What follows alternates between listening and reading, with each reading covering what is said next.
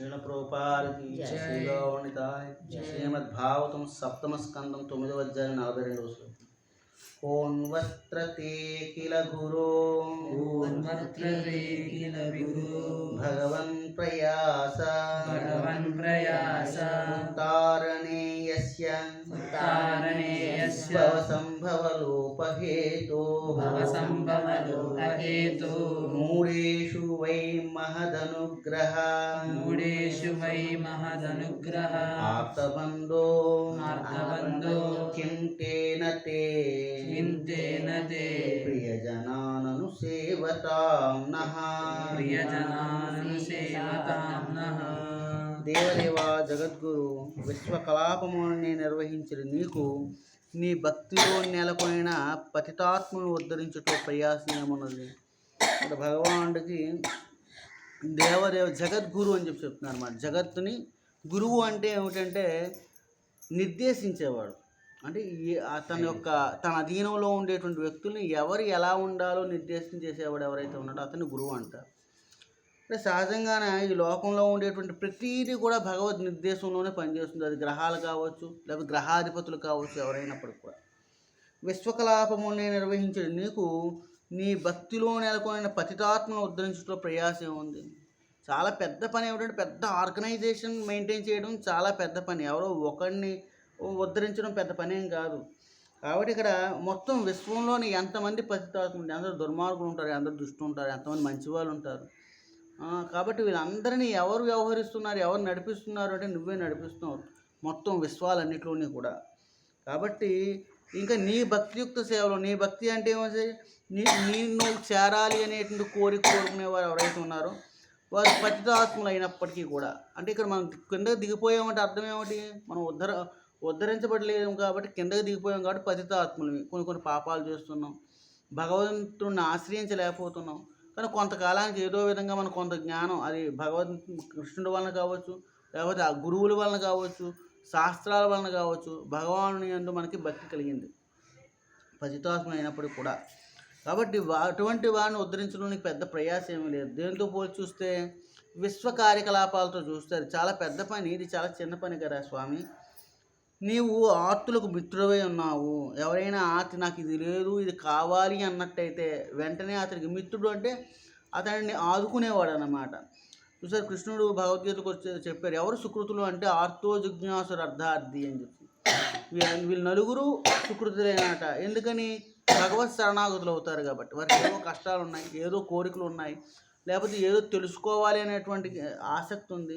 ఇటువంటి వారందరూ కూడా కృష్ణుడిని ఆశ్రయించడం వలన వారందరూ కూడా సుకృతులే. కాబట్టి వారిని ఆర్తుల్ని ఆదుకోవడంలోనే అతడు మిత్రుడు వంటి వాడట.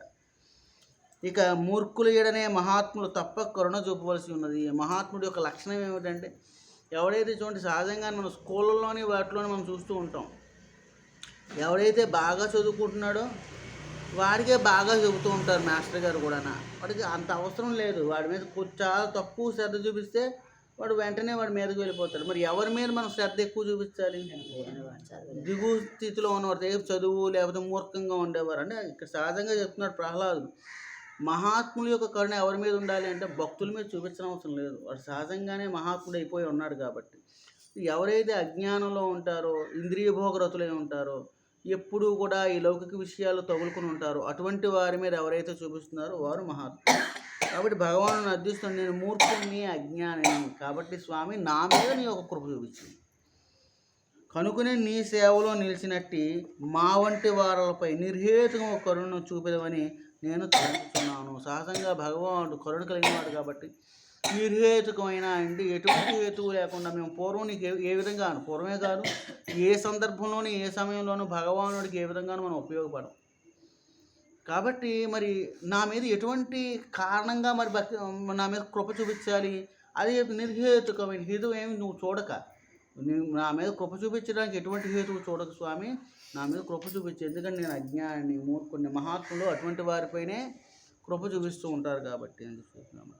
తన విశుద్ధ భక్తుని ఆదేశానుసారము వర్తించడి భక్తుల ఎడ దేవదేవుడు అత్యంత అనుకూలుడై ఉండును.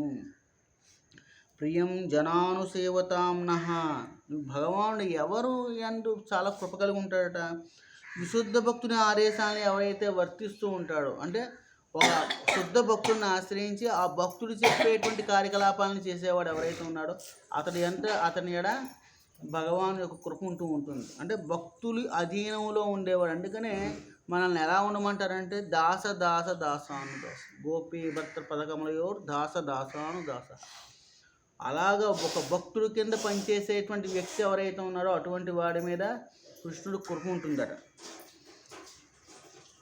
అనగా ప్రతి ఒక్కడు భగవద్దాసునికి దాసానుదాసుడు కావలసి ఉండును. ఎవడే నేరుగా భగవద్దాసుడు కాగోరునుచో భగవద్దాసుని సేవలో నెలకొనినంత సఫలీకృతుడు కాదాలడు. నాకు అంటే ఇప్పుడు సహజంగా చాలామందికి ఉండేటువంటి ఉద్దేశం ఏంటంటే ఏదో మందిరానికి వెళ్తాం. ఇంకా చాలామంది ఇంకా మేధావులు ఏం చెప్తుంటారంటే భక్తి ఎక్కడుంది, మందిరాల్లోనే అక్కడ లేదు, నా మనస్సులోనే ఉంది అనుకునేవారు ఉంటారు. వాళ్ళు మేధావులు అన్నమాట. సో నిజానికి ఇక్కడ మనం భక్తి ఎలా ఆచరించాలి అనే విషయాన్ని ప్రహ్లాదుడు చెప్తున్నాడు అన్నమాట. ఎలా ఆచరించాలట? ఒక భగవానుని యొక్క దాసుడు అంటే భగవద్భక్తుడు, భక్తుడు యొక్క అధీనంలో మనం భక్తిని ఆచరిస్తూ ఉండాలట. ఇంకా ప్రధానంగా చెప్పాలంటే ఆ భక్తుడికి సేవ చేస్తూ అంటే ఆయన యొక్క ఉపదేశాలు ఏవైతే ఉన్నా ఉపదేశాన్ని ఆచరిస్తూ చేసేది ఏదైతే ఉందో అటువంటి వ్యక్తి మీద భగవాన్ యొక్క కృప అవ్యాజంగా కొనసాగుతూ ఉంటుంది. హరే కృష్ణ. హరే కృష్ణ. శ్రీల ప్రభుపాదికి జై, గౌరవనితాయికి